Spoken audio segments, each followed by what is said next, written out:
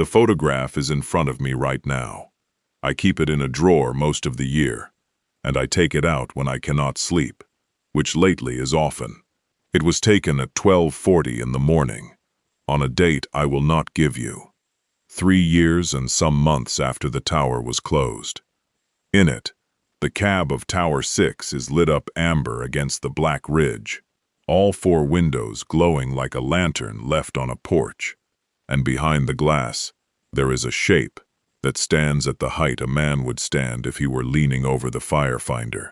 The maintenance closure report, which I have also kept, states in plain language that the cab had no glass left in any of the 4 window frames. It says the windows were broken out during decommission, so that nobody would shelter up there and fall through the floor. So I am looking at light behind windows that were not there, coming from a tower with no power, with a man inside it, doing the one thing a lookout does. And I have spent a long time now trying to decide whether I have the right to keep saying nothing. Tower 6 had been dark for years by then. The power lines that fed it had been pulled and rolled and hauled out on a flatbed. The generator in the shed below had been drained, and its tank cut open, so it could never be filled again. The propane bottles were gone. The battery bank was disconnected, and the cables were coiled and tagged. There was no fuel, and no current, and no assigned lookout, because the position had been struck from the seasonal roster. The same year the access road was gated. And still, after midnight, people on the far shore of the lake chain began to see a steady light up on that ridge. Not lightning, which flickers and is gone. Not a flashlight, which jumps and wanders. A held light, amber, sometimes for 3 or 4 hours, and once in a while, a person moving slow behind it, the way a tired man moves through a small room he knows by heart. A seasonal ranger went up to find out what it was. He did not come back. I was on the search. And when it was over, and there was nothing we could write that anyone could defend, I sat in a room with 2 people more senior than me, and I agreed that the light was probably distant vehicle headlights bent across the water by cold air, and that the witness distances were unreliable, and that the call sign we kept hearing on the radio after midnight was interference of some kind. I signed that. I believed about 1/3 of it, and I took one thing out of my field notebook before it went into the file, and I have it here too. And I will get to it, because that is the whole reason I am sitting at this table, with a recorder running like some old fool talking to himself. Let me go back to before any of that, because the order matters, and I want to get the order right. I started in fire lookouts when I was 19. That is not a thing many people did even then, and almost nobody does it now the way we did it. You sat in a glass box on top of a mountain for the whole fire season, and you watched. You learned the country the way you learn a face. You learned which ridge threw shadow at 4 in the afternoon, and which drainage held smoke like water in a cup, so that a little cook fire down there could look like the start of something terrible. Tower 6 was not my tower. My first tower was farther east, and it is gone now, taken down for scrap. But I trained on 6 for most of a summer, under a man named Halvard Ness, who everyone called Hal, and Hal is part of this, whether I want him to be or not. Hal had been a lookout since before I was born. He was the kind of old man who made being old look like a craft he had practiced on purpose. He had a way of standing at the Osborne firefinder, that big circular map table with the sighting wires, where he would line up a smoke and read off the azimuth without seeming to do anything at all, the way some people drive a winding road without appearing to turn the wheel. He taught me the evening check, which I still know in my mouth like a prayer. He taught me to read wind off the lake by the way the far trees moved before the near ones. He taught me that the worst thing a lookout can do is want to see a fire, because a man who wants to see something will see it. I remember he said that more than once. A man who wants to see something will see it. I have turned that sentence over a great many times since, and it cuts more ways than he meant. Hal retired the year after I trained with him, or that is the official story, and I will come back to the word official, because in Greywater, it does a lot of quiet work. What I can tell you plainly is that I went on to other towers, and then, when my knees and the budget both gave out on the same idea, into search and rescue, and I spent the back half of my career walking out into that country after people who had walked into it and not walked out. I was good at it. I say that not to boast, but because it bears on the guilt. I was not a frightened man, or a fanciful one. I was the person they sent when they needed someone who would not lose his head in the dark, and would not invent things to fill the silence. That is the man who is telling you he saw what he saw. The seasonal ranger who disappeared was named Daniel Voss. He went by Danny to almost everyone, though he signed everything Daniel. Very neat, because he had come up wanting to do things correctly. He was 26. He had been on with the forest for 3 seasons, the first 2 on trail crew, and the third doing a little of everything, which in a place that's short of money meant gates and signs and culverts, and the kind of jobs nobody writes a job description for. He was strong and careful, and he asked good questions, and he had the one habit that made me like him immediately, which was that when he did not know something he said so instead of guessing. I have worked with a lot of men who would rather be wrong with confidence than right with a question, and Danny was not one of them. He had a wife, Carrie, and a daughter who was not quite 2 that summer. He carried a photograph of the daughter in a little hard plastic sleeve in the chest pocket of his uniform shirt, the kind of thing that gets scratched cloudy from being taken out and put back. He showed it to me once, a little embarrassed, the way young fathers are when they have surprised themselves by how much they care. He took the seasonal work because the trail crew didn't run year-round, and the money mattered. He was saving for a down payment on a house in town, so Carrie and the girl would not have to keep renting a place with bad heat. That is the kind of detail that does not belong in a fire report, and that I have never been able to put down. Danny is the reason I dismissed the first report. I want to set that down clearly before I tell it the long way, because if I let myself tell it the long way first, I will start arranging the facts to be kinder to me, and I have done enough of that. The first report I personally heard about the light came from a man named Eli Brandt, who ran a small outfit renting cabins and aluminum boats on the southwest arm of the lake chain, a place the maps call Sorrel Bay, though nobody local calls it anything but Brandt's. Eli was somewhere past 70 then, a heavy, quiet man who had fished that water his whole life and was not given to talk. He came into the district office on a weekday morning, which by itself told me something, because Eli did not drive 40 minutes to talk to the government for fun. He stood in the doorway with his cap in his 2 hands, and he said he wanted to report a light. I remember I was at the counter doing paperwork I hated, and I was glad of the interruption until I understood what he was telling me. He said it had been 3 nights running. He said he had a renter, a fisherman down from the city, who had come knocking on Eli's door near 1 in the morning the first night, because he thought there was a fire up on the ridge across the water. Eli had gone out in his undershirt and looked, and it was not a fire. It was a steady light, the color of an old kerosene lamp, sitting right where the tower stood, and it did not move, and it did not jump, and it did not go out the whole time he watched, which he admitted was not long, because it was cold and he was barefoot on his dock. The second night he watched longer. The third night he timed it. He said it came on a little after midnight, and it was still going, when he gave up and went to bed near 3. And he said, almost as an afterthought, putting his cap back on, that the second night he had taken his good binoculars out, the ones he used for spotting loons, and that there had been somebody up there. I asked him what he meant by somebody. He did not like the question. He said a person, standing, then moving, then standing again.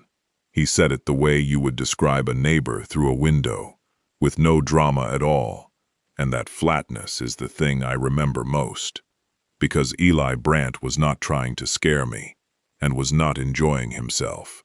He was a man reporting a thing he had seen because he thought the government ought to know there was a fire tower lit up that wasn't supposed to have a soul in it. Now here is where I have to be honest about myself. I knew that tower was dead. I had stood in that office 2 years before, when the closure paperwork went through. I knew there was no power up there. So when Eli told me there was a light and a man in Tower 6, the most useful and reasonable thing I could think was that somebody was trespassing.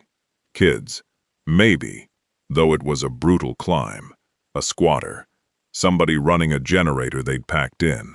People do strange things in cabins and on ridges, and most of the strange things have a strange but ordinary man behind them. I thanked Eli. I wrote it up as a possible unauthorized occupancy, and I said we'd look into it. And then I did almost nothing, because there were 6 other fires of the metaphorical kind burning across the district that week, and a light on a closed tower that hurt nobody was at the bottom of a long list. I mention all of that because Danny is the one who picked the report up off the bottom of the list. He saw it in the log, and he came and asked me about it, because he knew I had worked towers, and he wanted to know about 6. That was the first real conversation we had about the thing that killed him, and I have gone over it so many times that I no longer fully trust the words, but I trust the shape of it. He asked me whether the tower could have any power at all. I told him no. I told him I'd been there for the closeout paperwork.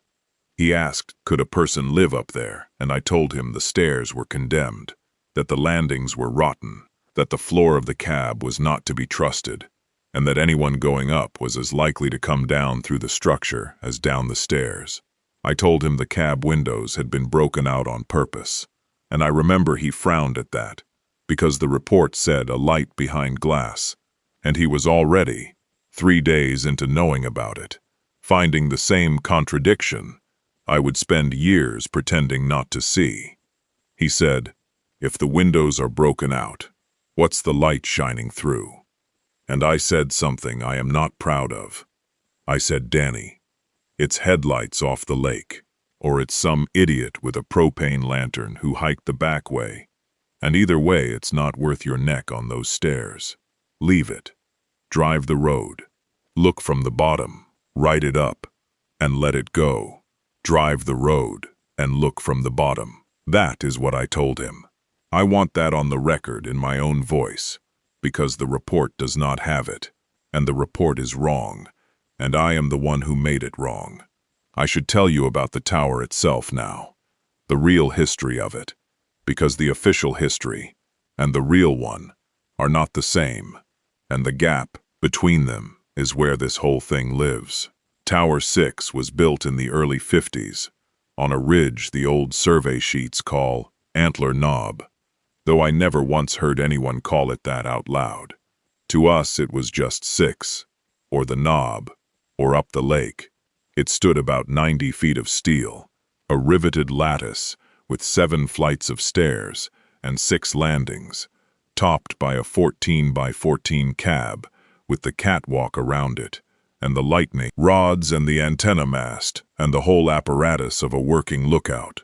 From the cab, you could see the entire south end of the lake chain, 2 of the Black Lakes whole, and a third in pieces between ridges, the old logging valley to the northwest, where the cutting had happened in the 60s, and a long way north into a sector that in those days had a name and a number, and now does not appear on the map the public can buy. I will come back to that sector. It matters more than I wanted it to. It was a good tower in its working years, and then it was a troubled one. The ridge took lightning. All the high steel in that country took lightning, but 6 took more than its share, and over the decades the strikes worked on it. There was a year a strike ran down the grounding cable and welded a section of it to the rock and threw Hal across the cab. Though he was fine, he said, just deaf in one ear for a week, and short-tempered about it.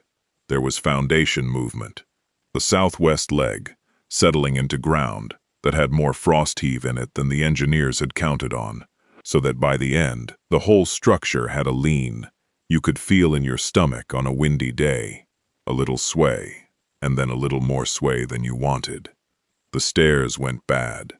The landings went bad. And in the end, it was not a dramatic decision, but a budgetary one. A line in a maintenance assessment that said the cost to bring 6 up to standard exceeded its value now that aircraft and, later, cameras and satellites were doing more of the watching.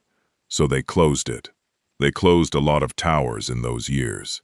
It was an ordinary, sad, paperwork death for a place that had meant the whole world to a few people. The closeout was thorough, which is the cruel part, because it means I cannot tell myself the records were sloppy. I have the inventory. Power disconnected and lines removed, signed and dated. Generator drained and fuel system disabled, signed and dated. Propane removed, 2 bottles, by weight. Battery bank disconnected. Cables coiled and tagged. Windows broken out. All 4 faces, to discourage occupancy, with a note that the glazing was hauled to the county transfer station. Trapdoor in the cab floor secured. Tower key returned to the district key log, and I have seen that line 100 times. The date and the initials and the little check mark. The key back in the box where it belonged. Access road, gated at the junction with the main forest road. Lock installed, key controlled. Lookout assignment discontinued, call sign retired. Everything a person could do to make a place stop being a place, they did, and they wrote it down. So when the light came back, it came back to a structure that on paper could not produce it. And that gap is not my opinion. I want to be careful about what is opinion and what is not, because once you start talking about a tower that lights itself, everyone wants to put you in a box with the people who see faces in clouds, and I understand that. The tower had no power. That is not an opinion. The windows were gone. That is not an opinion.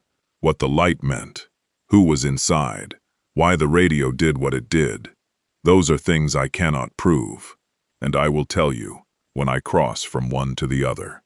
After Eli's report, and before Danny went up, I went out myself, once, to look from the bottom. I want to put that in, because it is easy to make myself sound like a man who sent a young ranger to do a thing he would not do, and that is not quite true. I did go. I just did not go far enough, and I did not go at the right hour, and I let what I saw, or didn't see, convince me of what I already wanted to believe. I drove out one afternoon, unlocked the gate, and took the access road up the ridge as far as it was still drivable, which was most of the way. The road was in poor shape, alder closing in, washouts at the switchbacks, but passable in the truck. I parked at the old turnaround below the tower and walked up the last stretch on foot, and there it was, Tower 6, in the flat gray light of a cloudy afternoon, exactly as dead as the paperwork said. The stairs sagged. The lowest flight had a hazard placard wired to it, faded. The cab up top was a black box of empty frames, and I could see straight through it, where the windows used to be, sky on the other side. There was no glass. There was no light, because it was daytime, and because there was nothing up there to make light. I stood at the base with my hand on the cold steel of the leg, and I looked up the long lean of it, and I thought, this is a closed tower, and somebody is messing about at night, and that is all this is. I did not climb. The stairs would not have allowed it without real risk, and I had no reason to. I walked the perimeter, found no fresh sign, no generator, no fuel cans, no boot prints, but the old faint ones that could have been anyone's from any season. And I drove back down and locked the gate and felt that I had done my due diligence. I had not. I had looked at a closed tower in the afternoon, which is to say I had looked at it at the one time it had nothing to show me. The light came after midnight. I knew that from Eli, and I did not go back after midnight, because I was a tired man with a long list, and because some part of me did not want to sit alone in a truck on a dead ridge in the small hours waiting for a light that, if it came, would mean the world was not arranged the way I had spent my whole life believing it was arranged. I think that part of me was already afraid, and I think I called the fear common sense, the way we do. So Danny went up to drive the road and look from the bottom, and the first night he did exactly that, and nothing happened, and he wrote it up clean. No light observed, no sign of occupancy, gate secure. I read that entry the next morning and felt vindicated, and I told him, "See, headlights, atmospheric," and he nodded, but he did not look convinced, and I should have paid attention to that, because Danny did not pretend to be convinced of things he wasn't. The second time he went up, he saw it. I was not with him. This is the part I have to tell straight, even though everything in me wants to soften it. He went up alone, in the evening, planning to be there after dark this time, because the first trip had taught him the afternoon showed nothing. He had cleared it with the duty officer as a follow-up on the occupancy report. He had a radio, he had the gate key, he had his field notebook and his good flashlight, and a thermos of coffee, because anybody who has done night work in that country knows the cold comes up out of the ground after midnight, like it has been waiting all day. He parked at the turnaround, and a little after 12 he called it in. I have heard the recording of that call more times than is good for me. The dispatcher that night was a woman named Marion Petit, who had run the radio for the district for 20-some years, and was the steadiest voice you could ask for in a bad hour. The tape is mostly ordinary.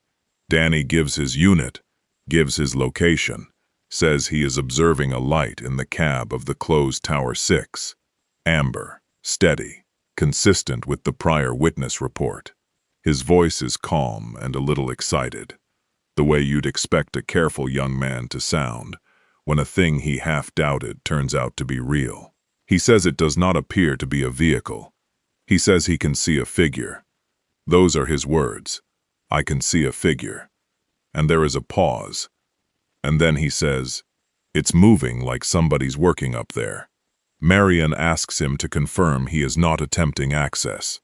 And he says no. He's at the turnaround. He's observing. And then he says, "The thing that I cannot get out of my head," which is not in the official summary of the call, because the official summary is 2 sentences long and bloodless.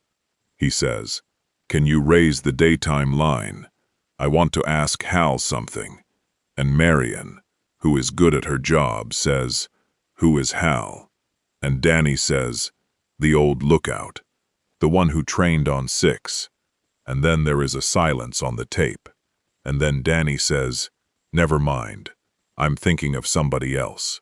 I have to stop and explain that, because it broke something in me the first time I heard it, and it has not healed." Danny never met Hal. Hal was gone before Danny was hired. Gone before Danny was probably out of high school. Danny had no reason to know Hal's name, and no reason to think of him, and yet standing at the bottom of that tower, looking up at a lit cab with a figure moving in it, the name that came to him to call was the name of the old lookout who had trained there decades before. He caught himself. He said, "Never mind." But it had already come out of him, and I think now that the light put it there, and I will tell you why I think that when I get to what the light does. Because by then, I had heard the same thing happen to other people, and it stopped being a coincidence and became a pattern.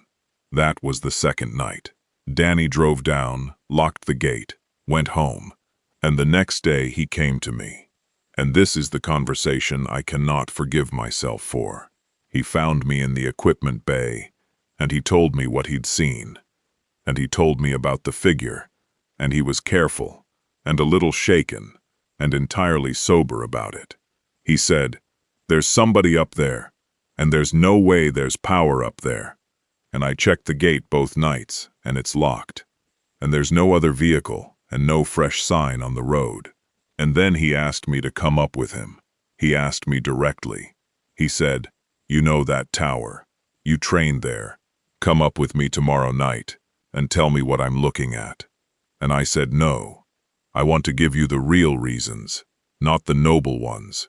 Because the noble ones came later when I needed them. The real reasons were that I was tired, and that I had a stack of work, and that some animal part of me did not want to sit on that ridge after midnight, and that I had already decided, in the comfortable daylight of my own mind, that this was trespass or refraction, and that a grown man chasing a light up a condemned tower was the kind of thing that got people killed for nothing.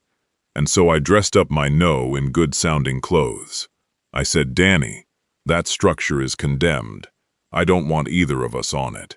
And there's nothing up there a daylight look won't explain."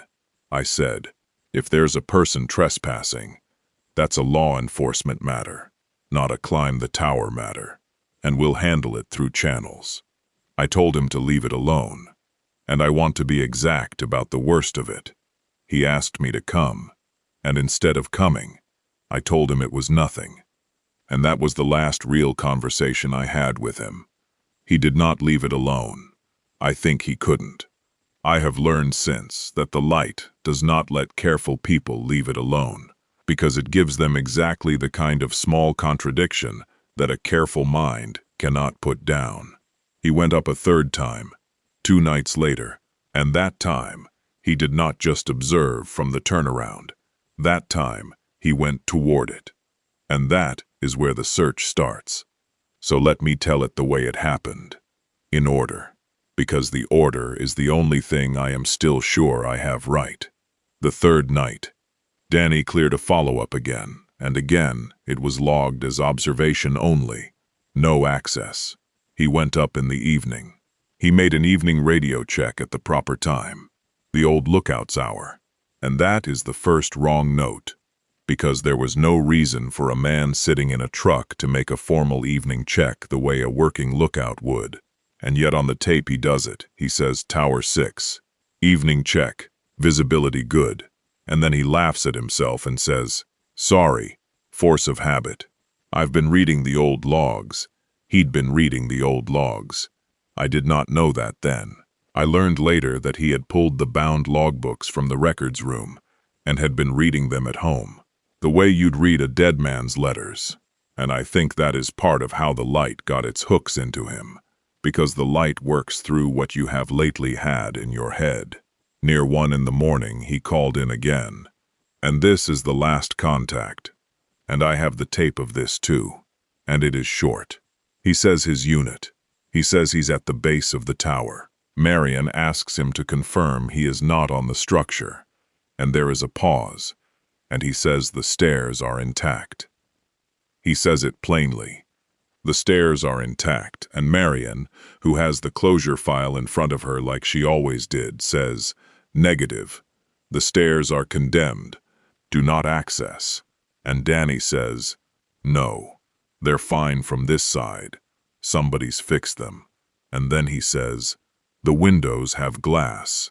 And then, after a moment, in a different voice, lower, he says, "Hal's up here." And Marion says, "Say again." And he says, "I can come up. The stairs are good on this side." And Marion says, "Daniel, do not access that structure. Hold your position. I'm getting a supervisor." And there is a sound that might be the radio being set down. And then there is nothing. He did not answer again. That is the end of the tape. I was at home asleep. They called me a little after 2.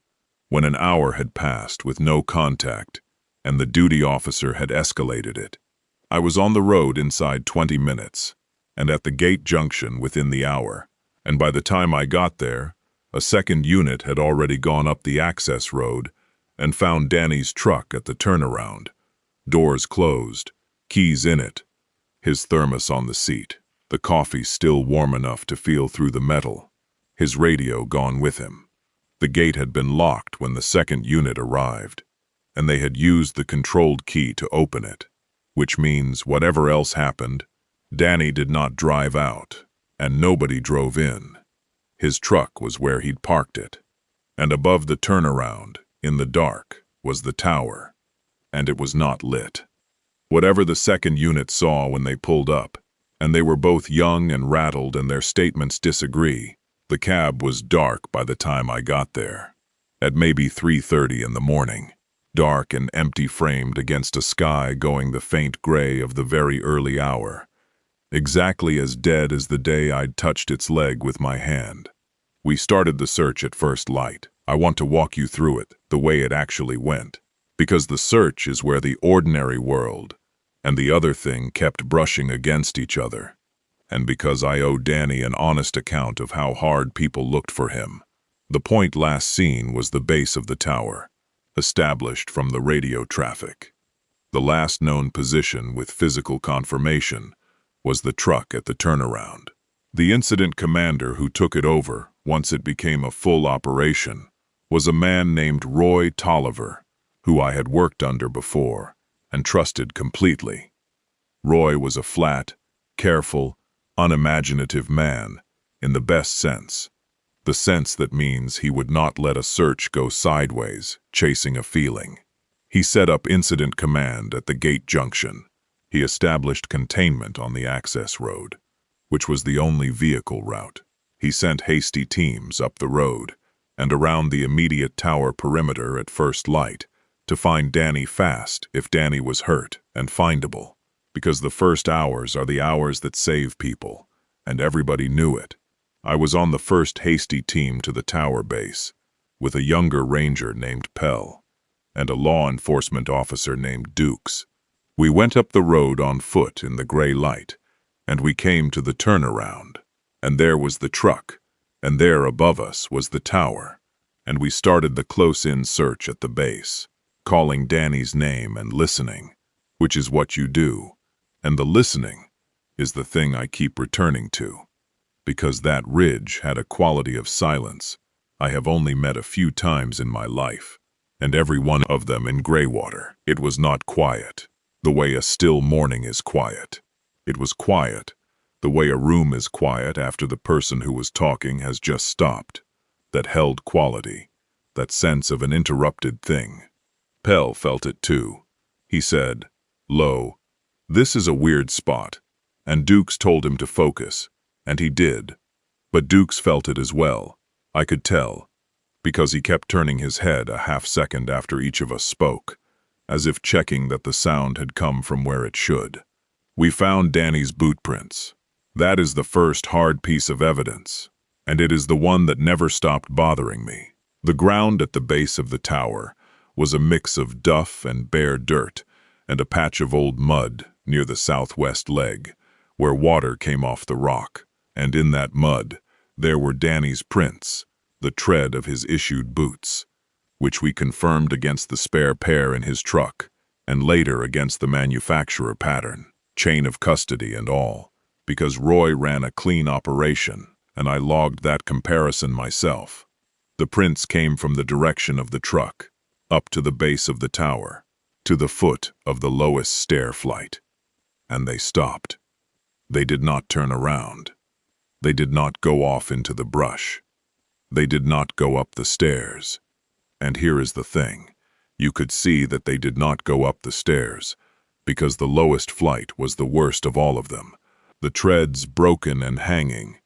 No one could have gone up it without leaving sign on the rusted steel and the rotten wood, and there was no sign.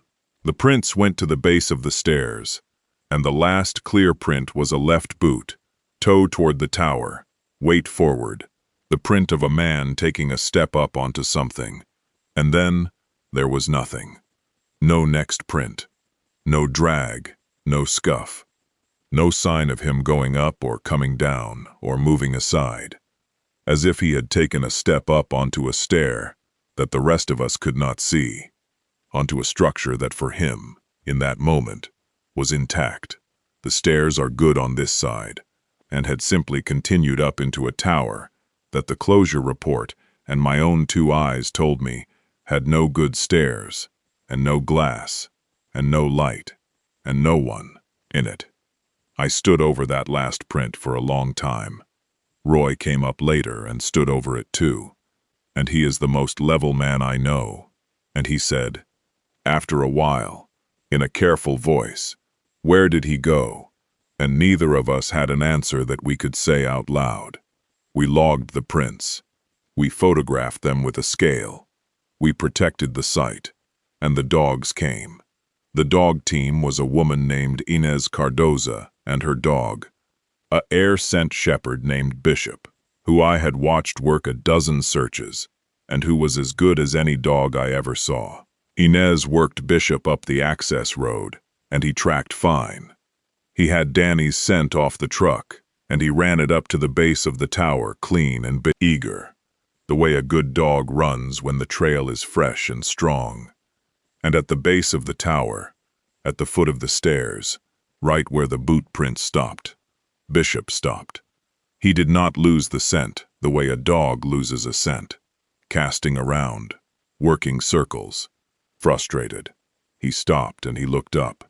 He put his nose up and he looked up the tower, up the long lean of the steel, toward the dark, empty cab. And he would not go forward, and he would not go up, and he would not work the perimeter the way Inez asked him to. He sat down. Inez told me later, and she was not a fanciful woman either, that in 9 years she had never seen Bishop sit down on a fresh trail, that a dog sitting like that was a dog telling her the subject was right there, that he had found the person, except there was no person. There was only the tower and the empty air going up. She said it quietly, and she did not say it again, and it is not in the report in those words. The report says the canine indicated at the structure base and could not continue due to the hazardous condition of the tower. That is true, and it is nothing like the truth. So now I had a missing man whose prints went to the base of a tower and stopped, a dog that indicated up into empty air, a radio tape in which the man said the stairs were intact and the windows had glass, and that Hal was up there, inviting him to climb, and a tower that I knew for a fact had no stairs, no glass, no light, no Hal. And Roy had to run a search that could be defended, and so we did the things you do. We expanded the search. We gridded the drainages below the ridge, in case Danny had somehow come down and wandered, hypothermic and confused, which happens, which I have seen, a man walking in circles a quarter mile from his own truck, because the cold has stolen his judgment. We searched the lake shore in case he'd gone down to water. We brought in more dogs and more teams over the following days, and we searched that country hard, and we found not one further sign of Daniel Voss. Not a thread, not a track, not a dropped glove. The boot prints at the base of the tower were the last of him on this earth that anyone ever found, except for one thing, and I will get to that one thing, because it is the thing that is in my drawer, and it is the reason for all of this. While the ground search ran, I started doing what I am better at, which is the records, because something in the radio tape would not leave me alone, and I wanted to understand it, before I let anyone talk me into refraction. I went into the records room and I pulled everything on Tower 6, and I want to tell you what I found, because each thing I found changed what I was looking for next, and that chain is the real spine of this. The first thing I pulled was the closure file, which I have already described, and it told me what I already knew, that the tower was thoroughly and provably dead. The second thing I pulled was the bound logbooks from the tower's working years, the same ones I learned Danny had been reading, and that is where the second wrong note came in. The logbooks were complete Up through the last working season, evening checks and weather, and smoke reports in a succession of hands, as different lookouts cycled through, and Hal's hand was in a lot of them, his cramped, slanted writing that I knew on sight. And in the last logbook, after the final working entry, after the tower was closed, there were 3 more entries. They were dated after the closure, years after. They were in the form of evening checks, proper procedure, time, visibility, wind, the way Hal would have written them, and they were in a hand that looked like Hal's hand, that slant, that way of making a 7. And I sat in that records room with the book open and felt the floor of my certainty tilt the way the tower used to tilt in the wind, because Hal could not have written them. Hal was gone, and the logbook had been in the records room, in the controlled file, not up in the tower where someone could have scribbled in it. The entries were there, in the official bound book, in the building, in the town, dated to nights when the tower stood dark and empty on its ridge. I want to be careful here.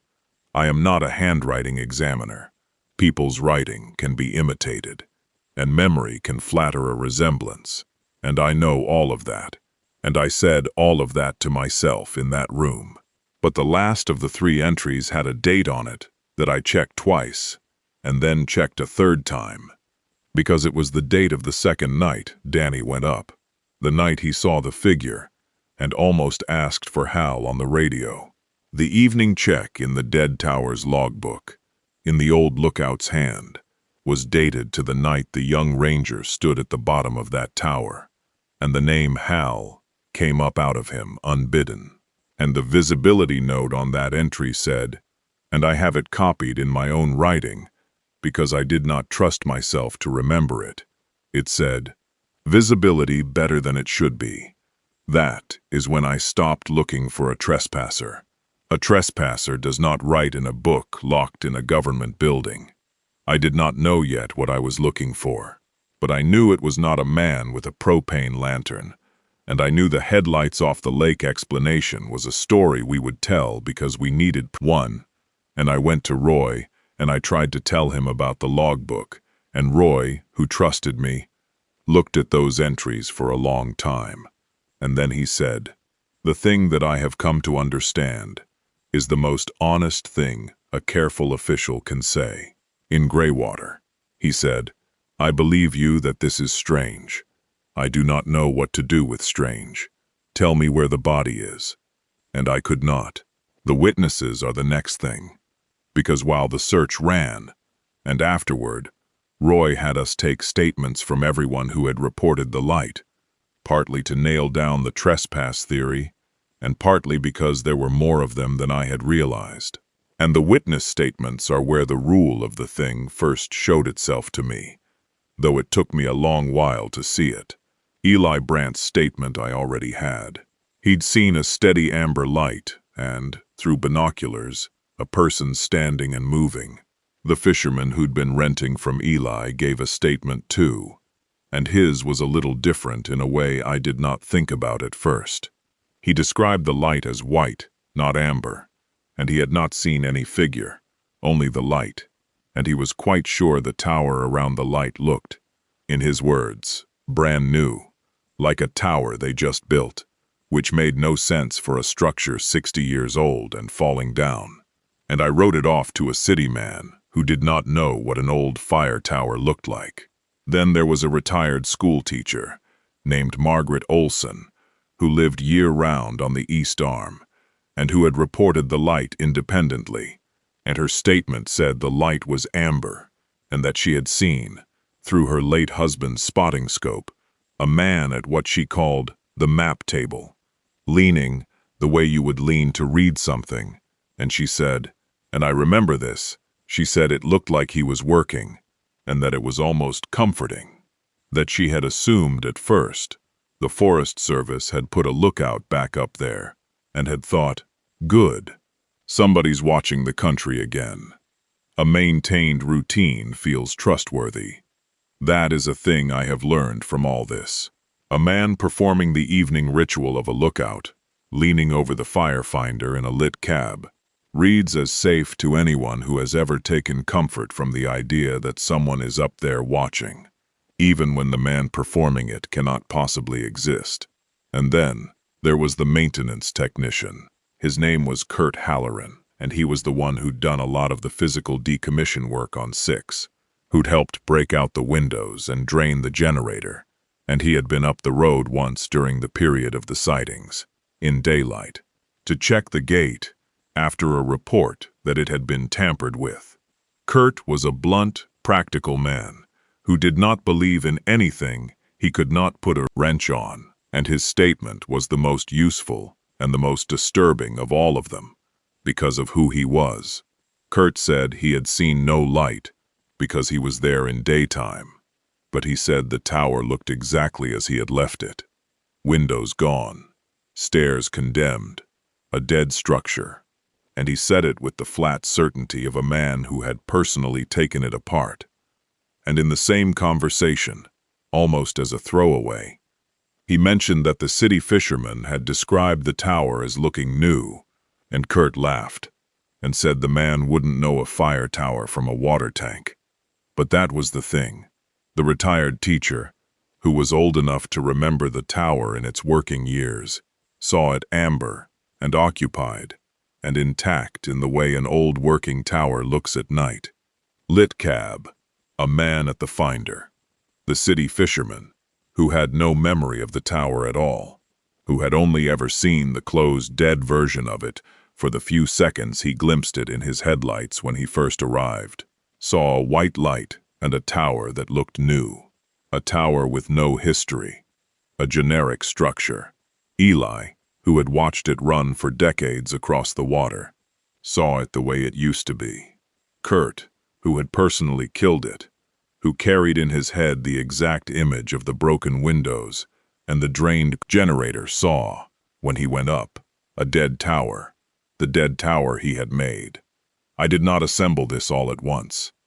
I want to be honest that it took me weeks, and then months, and then years of turning the statements over before the shape of it came clear. And even now I hold it loosely, because it is the kind of idea that sounds insane the moment you say it plainly. But I am going to say it plainly, because I have decided that is what this recording is for. The light did not simply illuminate the tower. The light showed each person the tower they carried in their own head.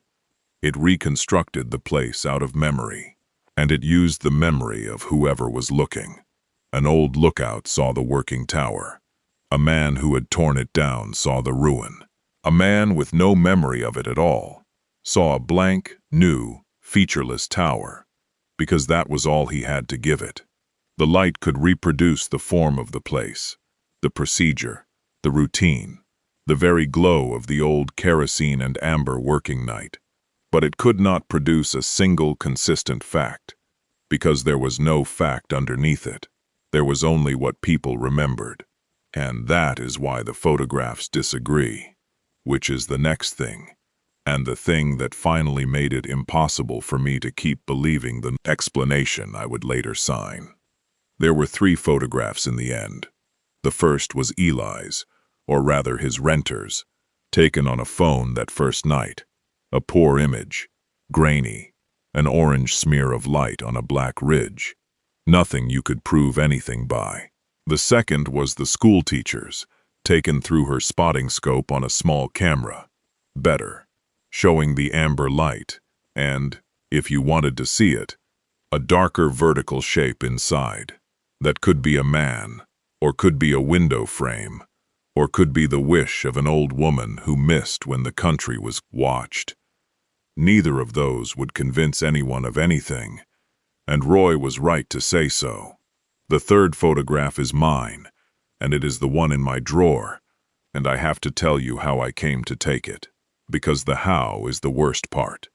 After the search was suspended, after the teams went home and the gate was relocked, and Daniel Voss became a name in a file rather than a man we were trying to save, I could not let it go.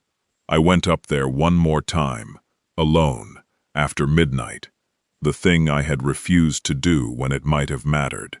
When Danny asked me to come and I said no, I told myself I was going to settle it, to either see the light and have something to take to Roy, or to sit there until dawn and prove to myself it had never been anything.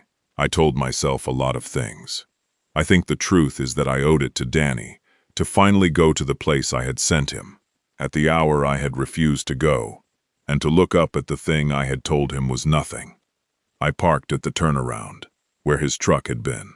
It was a cold, clear night with no moon to speak of, which I note because the report would later blame moonlight, and there was no moon worth blaming. I sat in the dark with the engine off and the cold coming up out of the ground the way it does, and I waited. And a little after midnight, the cab of Tower 6 lit up.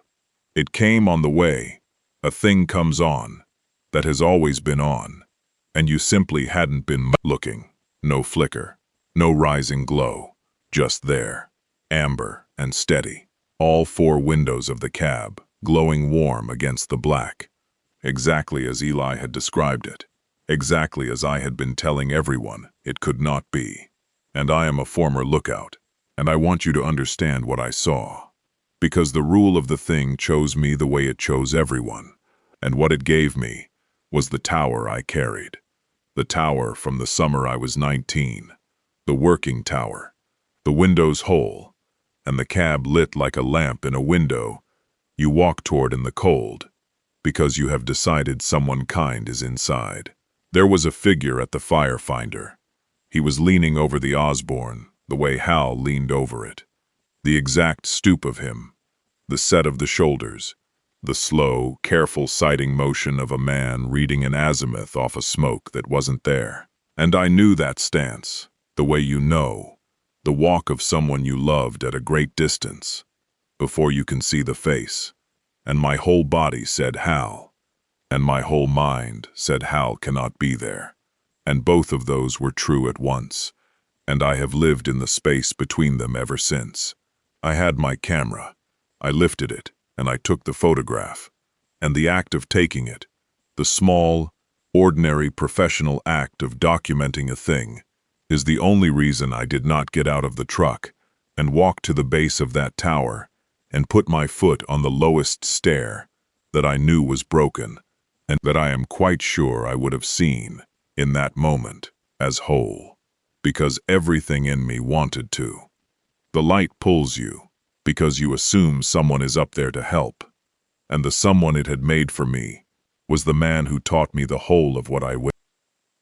And a part of me that is not proud and is not sensible wanted nothing more than to climb those stairs and stand beside Hal at the fire finder one more time and have him tell me I had done all right. The figure straightened.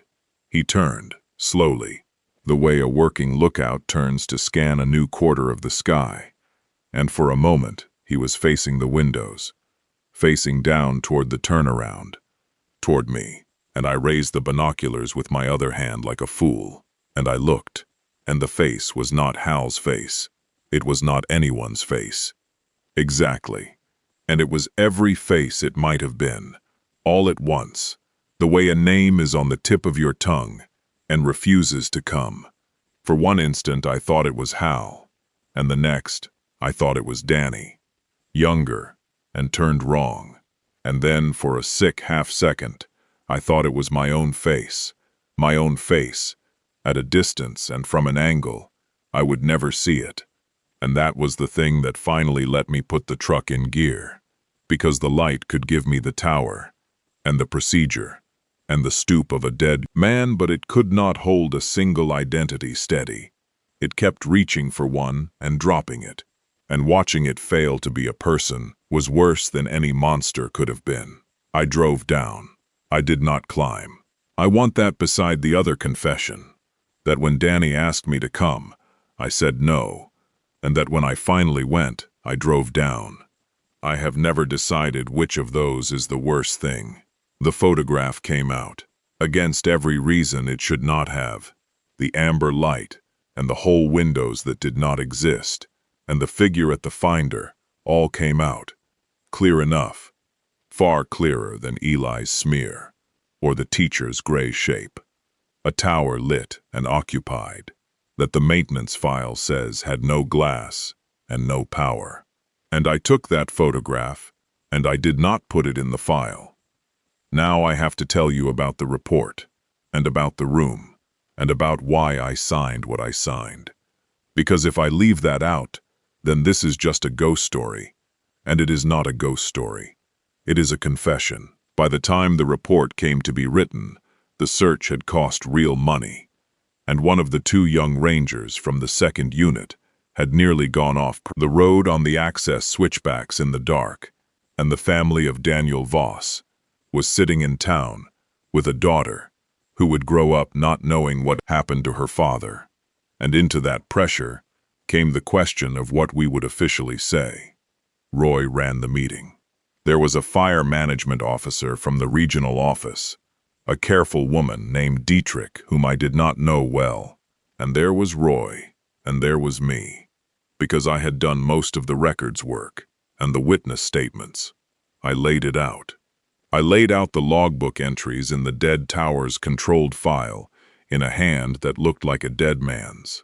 I laid out the boot prints that went to the base of the stairs and stopped. I laid out the dog sitting down and looking up. I laid out the witnesses who each saw a different tower, and the pattern I was beginning to see, that they each saw the tower they remembered. I laid out the radio tape, and the stairs are intact, and the windows have glass, and Hal's up here. I did not lay out my photograph. I want to be clear about that. I had it in my notebook, in my hand, in that room, and I did not put it on the table. And I have asked myself 10,000 times why, and the answer is not flattering.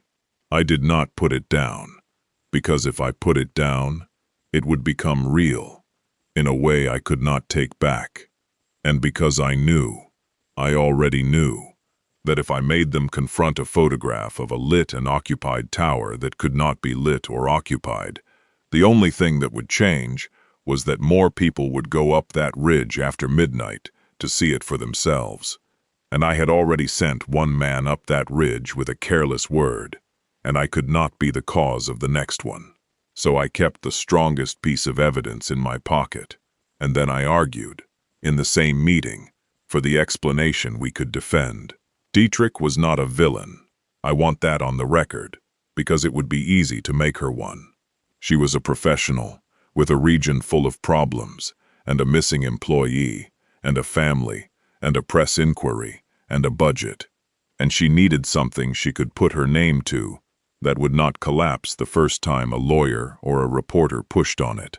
She listened to everything I said, and she did not laugh, and she did not dismiss it.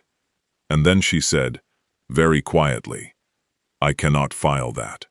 Tell me what I can file." And that is the whole machine of it, right there. Officials remove uncertainty by replacing it with language they can defend, not out of malice, out of the simple impossibility of writing the truth into a form that has no field for it. So the report came together, the way those reports come together. The witness distances were questioned, because witnesses do misjudge distance at night, across water. That is true. The light was attributed to a combination of distant vehicle headlights refracted across the cold lake surface, and possible illegal camping in the area, both of which were possible, and neither of which was true. The radio call sign that had appeared on the after-midnight check-ins, which I have not even fully told you about because it deserves its own telling, was logged as unidentified interference, possibly a malfunctioning or unauthorized transmitter, source not located. The logbook entries were noted as of uncertain provenance and possible vandalism, which made no sense given the controlled file, but which closed the question. The boot prints were recorded accurately, because you cannot unrecord a boot print, but the conclusion drawn from them was that the subject had most likely left the immediate area on foot and succumbed to the elements in terrain not yet searched, despite the dogs and the grids that found nothing, and the references to the illuminated cab, to the figure, to the windows that had glass, were removed. Not falsified. Removed. The report simply did not mention them, because there was no defensible way to mention them, and a thing that is not mentioned might as well never have been seen. Tower 6 itself was referred to throughout by its maintenance code rather than its name, a small bureaucratic instinct that I have come to think is its own kind of erasure, the same instinct that takes a valley off a map by correcting its nomenclature. The original radio recordings were, I was told later, misplaced. I do not know if that was an accident. I have stopped assuming things are accidents, and I signed it. My name is on it, as the records reviewer, attesting that the documentary review was complete and accurate. It was not. I had a photograph in my drawer that made it a lie, and I knew the logbook entries were not vandalism, and I knew the witnesses were not confused about distance, and I signed it anyway, and I told myself I signed it for Danny's family, so they would have an answer, and to keep more people off that ridge, and because the truth could not be filed. All of those were real reasons.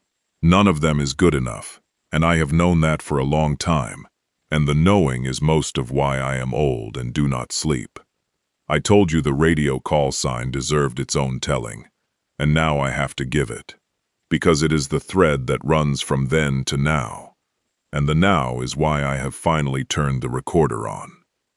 In the working years, Tower 6 had a call sign, and a lookout in that cab would make an evening check on that sign at a set hour, every day of the season, year after year. Generations of lookouts saying the same words at the same hour, into the same radio. Tower 6, evening check. Visibility, wind, smokes if any. When the tower was closed, the call sign was retired, taken out of service, which in radio terms means it is supposed to be a dead designation that no one uses and dispatch would not expect to hear. And in the period of the sightings, and for a while after Danny disappeared, dispatch began receiving an evening check, after midnight, on Tower 6's retired call sign. Marion Petit heard it first, and logged it, because she logged everything, and because she was the kind of dispatcher who would not pretend she had not heard a thing, simply because it could not be. The voice, she said, was tired and practical and human, a little slow, a little delayed. The way a transmission sounds when it comes from far off or through bad air. It gave the evening check-in correct procedure. It gave a visibility report. More than once, it gave a wind direction that matched, when she checked, the actual wind on the ridge that night, which a malfunctioning transmitter does not do. And once, only once, in the weeks after Danny disappeared, the voice gave a smoke bearing, an azimuth, the way a working lookout would call in a smoke, and Marion wrote down the bearing because that is the job. And later, when I saw it in her log, I took that bearing to the old map, the real old map, the one from the working years before the corrections, and I sighted along it from Tower 6, and it pointed north, into that sector I keep telling you I would come back to, the northern search sector that has since been removed from the public maps, the country up past the Black Lakes that the current sheets simply do not show. I went up there once, years later, on my own, following that bearing on foot as far as a tired man could go, and I am not going to tell you everything I found, because some of it I cannot fit into words, and some of it I am still afraid to make real by saying it, and because that is a different case, and other people have their own pieces of it, and it is not all mine to give. I will only tell you that the country the bearing pointed to does not behave the way country is supposed to behave, that the distances do not add the same going out and coming back, and that I came to understand, walking it, that Tower 6's light and the thing in that northern sector are not two mysteries but one, that the tower was a window the country had left lit, pointed at a place it did not want forgotten, and that whoever or whatever leaned over that firefinder in the amber light was reading a bearing toward something that the maps and the reports and the corrections have all been trying, for a very long time, to erase. That is as far as I will take the northern sector. Back to Danny, because Danny is the part that is wholly mine. The one thing we found of him, the thing I have not told you yet, the thing that is in my drawer beside the photograph, was his field notebook. It was not found at the tower. It was found 3 weeks after the search was suspended, by a fisherman, on the dock at Eli Brandt's place, on the southwest arm, miles across the water from the tower, dry, sitting square in the middle of the dock as if it had been set down there. On a morning after a hard rain, when everything else on that dock was soaked through. The notebook was bone dry. Eli called it in himself, and I drove out and took custody of it, and I logged it. Chain of custody. Photographed in place. The whole correct ritual. Because by then, doing things correctly was the only handhold I had left. It was Danny's notebook, his careful printing, his neat dates. The early pages were the ordinary work of an ordinary season, culverts and gates and the first observation entries on the tower. And the last entry, the last thing Daniel Voss ever wrote, was dated the night he disappeared, the third night, and it was written in his hand, getting less careful toward the end, the way a man's hand does when his attention is somewhere else. And it was an evening check, Tower 6. Evening check. Visibility, it said, better than it should be. Wind, calm. And then, below the procedure, not in the form of an entry, just words. It said, "The stairs are good from here." And then it said, "Hal says you can come up." And then, the last line. In printing, that had gone almost to a scrawl, it said, "Tell him I tried to call him, and he didn't answer. He didn't answer. That is for me. There is no Hal that Danny ever knew. There is only the man he asked to come with him. The man who told him it was nothing. The man whose phone and radio Danny might have reached out for at the end. The man who was asleep at home, while a young father stood at the bottom of a tower, being shown a staircase that would carry him out of the world. I have read that line until the words have stopped meaning anything, and then started meaning everything again. Tell him I tried to call him, and he didn't answer. I do not know if the tower wrote it, or if Danny wrote it, or if there is any difference up there between the two. I only know that he wrote my failure into the last lines of his life, in his own neat printing gone ragged, and set it down dry on a dock across the water for me to find, and that I took it out of the evidence and put it in my drawer, and reported the notebook as containing only routine entries. That is the second thing I removed. The photograph and the notebook. The two truest things, both in my drawer, both kept out of the file I signed my name to as complete and accurate. I have lived a long time since then. Danny's daughter is grown now. Carrie remarried, years ago, a decent man, and I was glad of it. And I never once went to see them, because I could not sit across a table from that family with what I was carrying. Eli Brandt died. Margaret Olson died. Roy Tolliver died 2 winters ago, and at his service his widow told me he had talked, near the end, about a search where the dog sat down, and I said I remembered it, and we left it there. 2 old people who had both decided long ago that some things are kept rather than said. Marion Petite is still alive, in a care home in town, and her mind comes and goes. And the last time I visited, she was clear for a while, and she looked at me and she said, out of nowhere, "The tower still checks in." And I asked her what she meant, and she had gone again, back into the fog, and I could not get it out of her. But that is not why I finally turned the recorder on. I have carried the photograph and the notebook for a long time, and I might have carried them to my own grave and let the file stand, because I am, underneath everything, a coward about this, and an old man's silence is easy to keep. What changed is that 2 months ago, a young man came to see me. He is a seasonal employee, new this year, on with the forest, in the same loose everything job that Danny did, and somebody in the office, somebody who has been there long enough to remember that I worked the towers, told him to come talk to the old ranger about the history of the country if he wanted to understand it.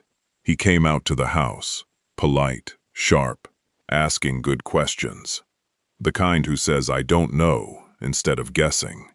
And I liked him immediately, and it frightened me how much, because I have met that quality before, and I know now what the country does with it.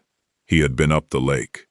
He had been doing gate checks on the closed roads, the same work, and he had stayed out late one evening, and he told me, a little embarrassed, the way young men are when they are about to say something they are afraid sounds foolish, that he had seen a light, up on the old ridge, the closed tower, after midnight.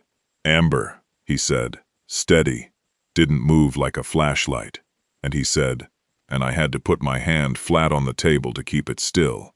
He said he'd taken a picture, and he showed me his phone, and it was a poor, grainy image of an orange smear of light on a black ridge, and he said, the thing is, when I looked at it through my binoculars, there was somebody up there, and he was just, the young man said, he was just working. He was leaning over something. It looked like he was working, and it was almost, and the young man searched for the word, and the word he landed on was the schoolteacher's word. It was almost comforting, like somebody's watching the country again. And then he asked me. He looked at me with Danny's exact, careful sincerity, and he asked me what I thought it was, and he said he'd cleared a follow-up to go up the next week and observe it properly, and would I come with him, since I knew that tower. That is where I am. That is the whole of it, and the reason for all of this. A young man with a good mind, and a habit of admitting what he doesn't know, has seen the light in Tower 6. Decades after I signed the paper that says the light was headlights and the figure was nothing, and the call sign was interference, and he has asked me the same question Danny asked me, and made the same request Danny made. Would I come? And I have a photograph in my drawer and a dead man's notebook beside it, that both say, I already know the answer, and lied about it once. I have not told him yes, and I have not told him no. I told him I would think about it, which is what I told Danny, in everything but words, and I have spent 2 months thinking, and what the thinking has produced is this recording, because I have finally understood that the lie I signed is not finished doing harm, that a false record does not stay quietly false. It waits. It keeps the country lit and waiting, and that the next careful young man who climbs toward the amber light, expecting to find someone kind up there, watching over the forest, is going to find, instead, the thing that has been wearing the shape of every watchful man who ever loved that place, and that it will give him a staircase that is good from his side, and that I am the only living person who knows enough to stop it, and the one who has the most reason to be afraid of trying. I do not know what the light is. I have never claimed to. I do not know if it is electrical, though I know the tower has no power, and that is not an opinion.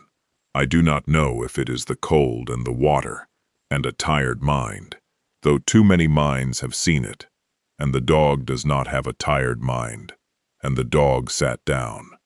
I do not know if it is the country itself, remembering, reaching for the people who remember it back, lonely in the way an old place gets lonely when its name is taken off the map. I know that it shows each of us the tower we carry, and that it can do everything a watchful man does, except be one, and that it took Daniel Voss up a staircase that was not there, because he was the kind of man who would climb toward someone who needed help. The photograph is still in front of me. The notebook is beside it. Tell him I tried to call him and he didn't answer. Tomorrow the young man is coming back for my answer, and I have decided what I am going to do, and it is the only thing I have left to set against the thing I did. I am going to give him the photograph, and the notebook, and this recording, and I am going to tell him everything I have just told you. And then I am going to drive up that ridge with him after midnight, because I told one young man it was nothing, and let him go up alone. And I have spent 30 years learning that the only thing worse than going toward that light is sending someone toward it in your place. I do not know which of us the tower will show the other when we get there. I have thought about that more than anything.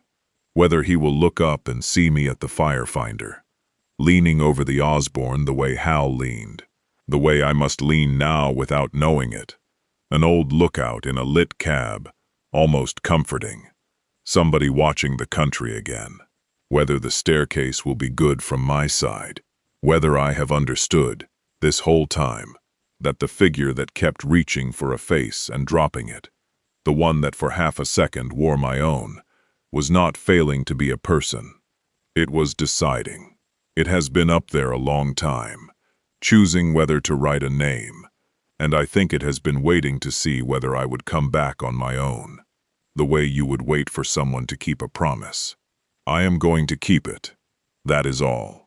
I am going to drive the road I sent Danny up, at the hour I refused to go, with a young man I have known for 2 months and already cannot bear to lose. And I am going to stand at the bottom of Tower 6 and look up at the amber light, and I am not going to tell him it is nothing. Whatever the stairs look like from there, I am the one who is going to climb them. He is going to stay at the truck. I have decided that much. He is going to stay at the truck with the photograph and the notebook and this recording. And if the light goes dark and I do not come down, he is going to drive out, and he is going to give all of it to whoever will listen.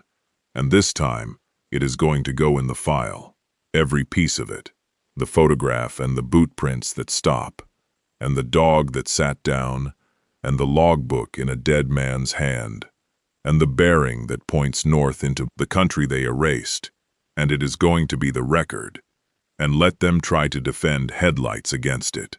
The light comes on a little after midnight. I have a few hours yet. I think I will sit here with the 2 things from my drawer, and not look at them, for a while, just have them near, and when it is time, I will put them in an envelope for the young man, and I will write his name on it. And under his name I will write the one thing I never got to say to Daniel Voss, which is that he did call, and I heard it, and I am answering now. Late. The way you answer a thing you have been pretending for 30 years you did not hear. I am sorry I told you it was nothing. I am coming up.